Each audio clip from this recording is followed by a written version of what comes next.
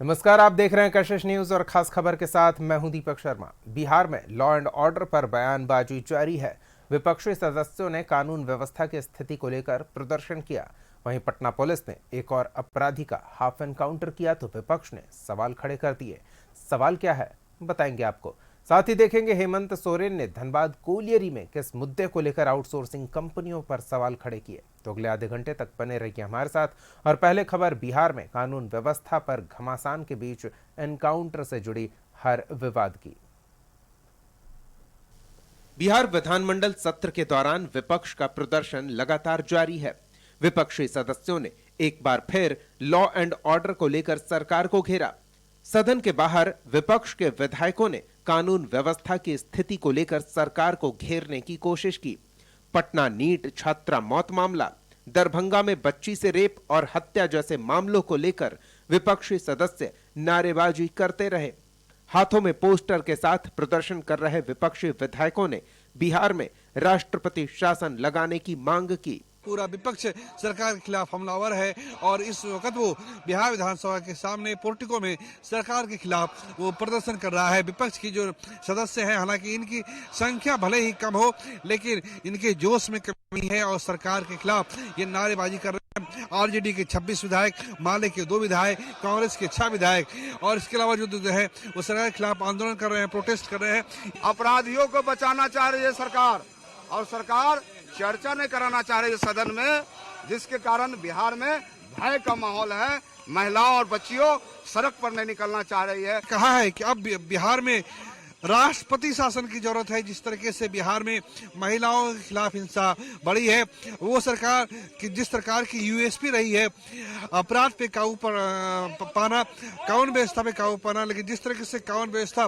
की पटरी लड़खड़ाई है, उससे विपक्ष को हमलावर होने का मौका मिला है। एक तरफ विपक्ष लॉ एंड ऑर्डर को लेकर प्रदर्शन करता रहा, वहीं दूसरी तरफ पुलिस ने एक अपराधी का एनकाउंटर किया जिसमें कुख्यात राजीव राय उर्फ सूर्या को गोली लगी है। सूर्या पर लूट, डकैती, अवैध हथियार रखने, चोरी के सामान की खरीद फरोख्त, धोखाधड़ी और शराब तस्करी समेत 24 से अधिक केस दर्ज हैं। खाजे कलां थाना क्षेत्र के रहने वाले सूर्या पर पुलिस ने 25,000 का इनाम भी रखा था। एसटीएफ को खबर मिली थी कि सूर्या गायघाट इलाके में छिपा हुआ है और बड़ी वारदात को अंजाम देने की तैयारी में है। एसटीएफ और पटना पुलिस की टीम ने उसे घेर लिया। खुद को घिरा देखकर सूर्या ने एसटीएफ के जवानों पर फायरिंग की। जवाबी कार्रवाई में सूर्या के पैर में गोली लगी। मौके से कट्टा और कारतूस भी बरामद किया गया। गायघाट पे जो नाविक आते हैं उनसे रंगदारी मांगने के लिए यहाँ पे मौजूद है। रंगदारी मांगने का भी काम किया करते थे।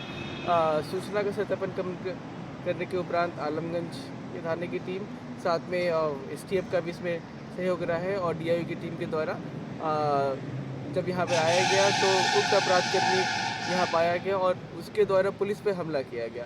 इस क्रम में पुलिस के द्वारा भी जवाबी कार्रवाई की गई और एक गोली उनके पैर में लगी है। उन्हें इलाज के लिए अस्पताल ले जाया गया है। नई सरकार बनने के बाद अब तक 10 एनकाउंटर हुए हैं। इसकी शुरुआत बेगूसराय के साहिबपुर कमाल से हुई, जब कुख्यात शिवदत्त राय को पुलिस की गोली लगी थी। इसके बाद लगातार एनकाउंटर होते रहे। 6 फरवरी को वैशाली में सोना लुटेरा गिरोह के सदस्य और 2.5 लाख के इनामी अपराधी प्रिंस को मार गिराया गया।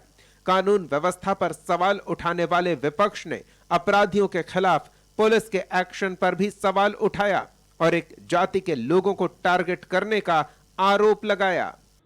तो ये सरकार अपने से कहती है कि हम सुशासन बाबू की सरकार है, न कोई फंसाता है न कोई बचाता है, इस तरह की बातें हो रही है। और इस सूबे बिहार में हम अपराधी के खिलाफ हैं, लेकिन एक ही जाति के लोग अपराधी नहीं है।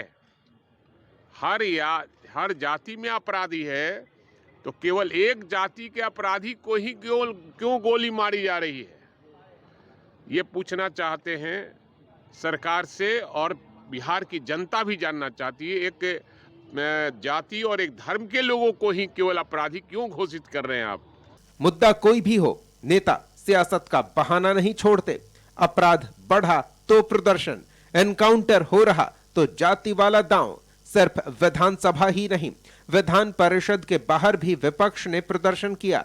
अपराध, भ्रष्टाचार जैसे मुद्दों को लेकर विपक्षी सदस्य लगातार प्रदर्शन करते रहे। ब्यूरो रिपोर्ट, कशिश न्यूज।